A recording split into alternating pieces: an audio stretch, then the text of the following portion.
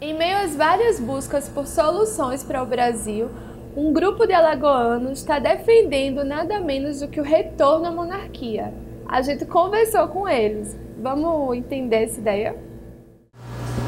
Então, eu queria começar com vocês falando como é que foi que surgiu a discussão sobre monarquia parlamentar aqui em Alagoas, principalmente. Vocês começaram a se mobilizar, a estudar. Como foi essa articulação?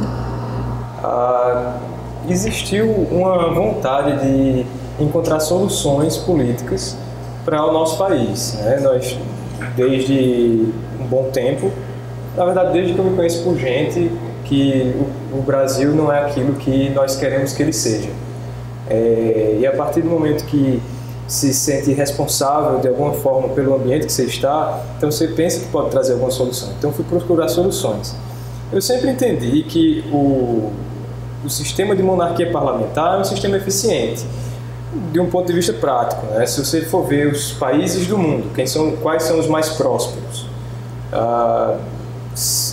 Estatisticamente, os mais prósperos, os 10 mais ricos, os que têm o IDH mais elevado, os que têm maior democracia, que têm uma economia mais substancial e assim por diante. Todos esses rankings, entre os primeiros lugares vão estar países que têm esse sistema de governo, sistema de monarquia parlamentar. Quando você vai ver os países do mundo mais pobres, de menor IDH, de menor índices de educação, de saúde, aí você vai ver lá embaixo, são esses sistemas de governo de repúblicas presidencialistas, ou monarquias sem parlamentarismo, que são essas monarquias absolutas, enfim. A partir de 2013 a 2014, eu comecei a procurar um pouco, saber se seria possível aplicar esse mesmo sistema aqui no Brasil, quais seriam os benefícios. E a partir dessa curiosidade, dessa vontade de entender, nós chegamos a compreender que é possível de instalar esse sistema de governo aqui. O Brasil tem muitas características que iria se beneficiar com esse sistema de governo.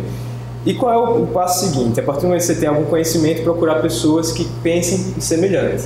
Então, quando eu fui procurar pessoas em Maceió, em Alagoas, que pensariam semelhante, existem muitas pessoas. Então, foi um mundo novo que eu descobri. Muitas pessoas que têm esse entendimento, têm essa compreensão, estudaram história, ciência política e a atualidade e chegaram ao entendimento que é um sistema de governo mais eficiente mesmo.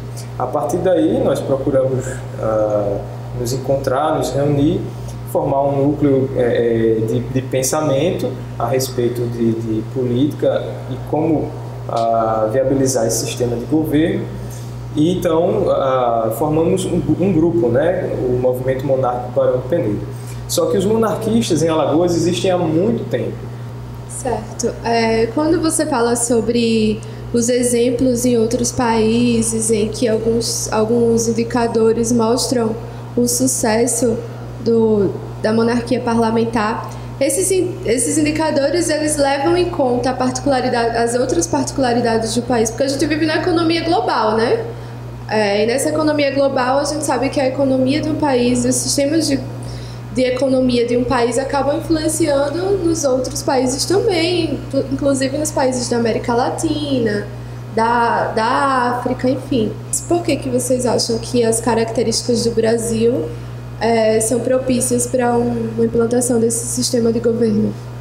Eu não levo em consideração nada. Essas pesquisas foram feitas por pessoas que são monarquistas ou não, né? São estatísticas que se olham no mundo. Quando pegamos estatísticas que mostram, olha, o Brasil se destacou nisso, e aí, nós levamos em consideração alguma coisa? Não, nós pegamos aquela estatística que chegou. Sobre essa questão de o movimento monárquico Maceió, né, aqui em Alagoas, e a gente está difundindo e está querendo trazer essa ideia, a gente quer trazer uma reflexão, né, e quebrar paradigmas também. Que tipo de reflexão e que tipo de paradigmas? Paradigmas em relação a preconceitos criados ao longo da história, né?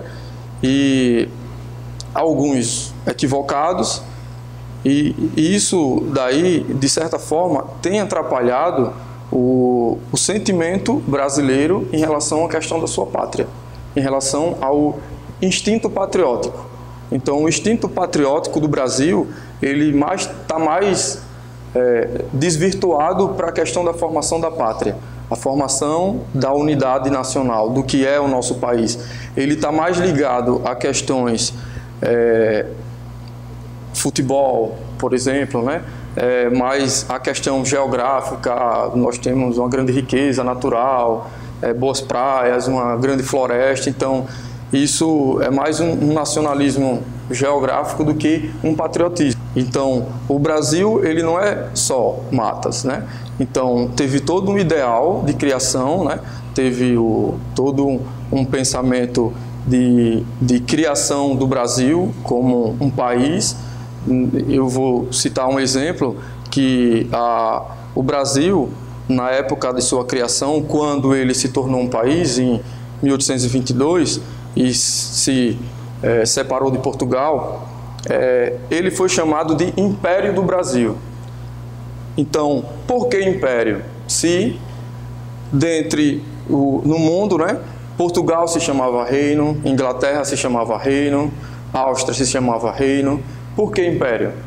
A palavra Império do Brasil, ela remete à busca pela perfeição, à busca por um país bom, por um país que seja legal, né, por um país perfeito, né?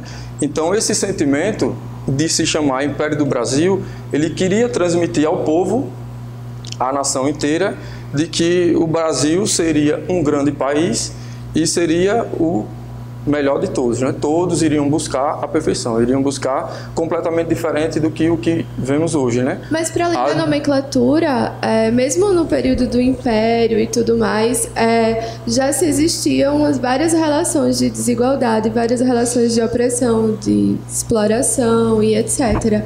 Hoje a gente fala sobre o IDH, a gente fala sobre desigualdade. Como é que a gente vai desvincular essas relações das próprias relações em que existia desde a época do Império até hoje, inclusive? Bom, a ideia não é transformar o Brasil como era naquela época. A ideia não é fazer o Brasil como era na época do Império. Essa não é a ideia. A ideia é trazer o que a gente tinha de bom, os ideais. Os ideais. Os bons ideais. Os ideais que são virtuosos. E também é um tanto quanto assim, vou procurar aqui, é um tanto quanto desonesto nós fazemos uma análise do país, do Brasil, naquela época, com um olhar, né, com o olhar de hoje. Inclusive a questão até a escravidão, ela tem reflexos hoje que são os reflexos do racismo estrutural, né, dessas relações de desigualdade, que elas têm um pé extremamente forte no que havia lá atrás. Sim, então, eu acho assim, a monarquia, se a gente for relacionar a questão de desigualdade com monarquia, né, e o propósito que o movimento monárquico traz, que realmente, né, nos trazer uma reflexão, nos relembrar, trazer a lembrança dos bons valores, dos bons costumes, trazer a lembrança dos nossos pais fundadores, quais eram os ideais, o que eles vislumbravam, né, com o Brasil, qual era o projeto Brasil, que nação era essa, o que era isso. Então, a gente quer trazer as coisas boas, fazer refletir quais foram os erros que nós cometemos durante a história e para que a sociedade inteira, né, reflita e ela consiga entender, corrigir alguns problemas existentes, como nós falamos em relação à questão de sistema de governo, separação de chefe de Estado e chefe de governo, que na época do Império, Dom Pedro II, ele deixava isso bem claro. O governo, a Assembleia, na época, cuidava da administração pública, cuidava do governo, e ele era o chefe de Estado. Durante o segundo reinado, ele foi um período que trouxe estabilidade para o país. Lógico, existia problemas, sem dúvida, mas quando a República surgiu, ela não resolveu os problemas. É bem interessante a gente também compreender aí que no sentido de que quando se fala que os portugueses, por exemplo, eles foram usurpadores, né? Eles vieram, exploraram, roubaram, saquearam e, assim, é uma ideia completamente equivocada. É uma ideia, assim, muito errada. Por quê, né? Primeiro, se formos analisar qual o sentimento que Portugal tinha em relação ao Brasil. Se formos estudar a história, né, de Portugal e não a história do Brasil pelos livros do MEC, né, pelos livros do governo, né, a gente compreende melhor. Porque Portugal, eu posso dizer que conhece mais da história do Brasil do que o próprio Brasil. Então, a ideia de que Portugal ele realmente usurpou e saqueou o Brasil, roubou o ouro e tal, que roubou o Brasil, né, de uma forma geral. Isso é uma retórica não muito correta, se a gente for analisar a história friamente, né? Mas para além dos livros do MEC, existem os livros de outros países também, da América Latina, que discutem a questão de como surgiu a acumulação primitiva e etc., que foi uma relação que não aconteceu só entre Portugal e Brasil. Na verdade aconteceu entre outros países da Europa em outros continentes. Então, isso está em outros livros, não só nos livros do MEC. Esse olhar via Portugal foi um olhar que veio para você a partir de quê, assim, exatamente? Primeiro, precisamos entender o seguinte: a história do Brasil, 1500, descobrimento, pertence a Portugal. Brasil é o quê? Estado de Portugal. Então, somos uma nação portuguesa. A partir de 1822, Brasil é um país independente. Inicia-se o Império do Brasil. 1889, inicia-se a República Brasileira. E então, a gente tem períodos distintos onde, quando queremos conhecer a história do Brasil antes de 1822, ela é atrelada à história de Portugal, pois éramos portugueses.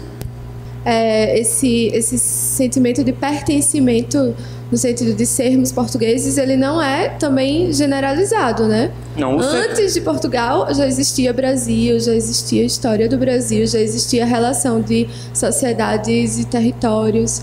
Então, isso criou um outro tipo de sociabilidade e de relação de poder, né? O sentimento, quando a gente retrata aqui, no sentido de pertencer, é o mesmo sentimento que a gente fala em Alagoas em relação ao Brasil. Então, nós que somos alagoanos, os sentimentos que nós temos é que nós pertencemos ao país chamado Brasil. E quando a gente remete à questão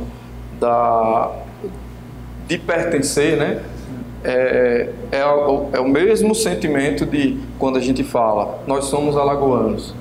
Quando a gente fala nós somos alagoanos e nós somos brasileiros, é o sentimento de que Alagoas está contido no Brasil. Então, assim, nós somos o resultado de vários fatores, né? Vocês negam fatos da história que remetem às relações de exploração com a população que já vivia aqui? Não é questão de negar, não é esse o sentido, assim, nós não podemos negar esse sentido. O que nós podemos ver, né, e observar é trazer um viés diferente. Então, o movimento monárquico aqui no Brasil, entre nós em Alagoas, nós defendemos o parlamentarismo monárquico, sim, mas em termos de tradição, de continuidade e de identidade nacional, o que é que nós entendemos? É que existe algo naquela época que precisa ser preservado para termos um padrão hoje. Como seria essa implantação do sistema de governo atualmente? O processo de implantação. O processo de implantação.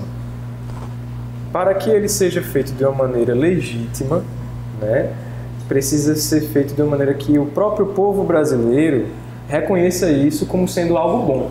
E existem meios constitucionais para que isso chegue a acontecer. Eu vejo de uma maneira bem simples, certo? Assim, quando a gente nos remete ao passado, em 1889, com o surgimento da República, né, sai monarquia, entra a República, então seria semelhante. Hoje, atualmente, existe uma sugestão legislativa que foi proposta por Rodrigo Brasileiro, é um monarquista lá do Rio. Ele lançou no site do Senado uma ideia legislativa para que o Senado aprovasse um plebiscito para o povo do Brasil escolher o sistema de governo para o Brasil. Então isso é uma coisa prática. Uma vez o povo faz uma eleição, o povo diz, eu quero mudar o sistema de governo, e aí a partir daí o parlamento vai decidir os trâmites de como vai ocorrer essa mudança. E o povo vai poder escolher o monarca? Tradicionalmente, na história do mundo, o monarca não é eleito. Existem lugares que o monarca é eleito. Tradicionalmente, não. É uma pessoa reconhecida pelos compatriotas, pelos irmãos cidadãos, como uma pessoa que prestou grandes serviços à nação. O monarca não é um governante. Ele é uma pessoa que representa o povo. Ele modera, ele protege,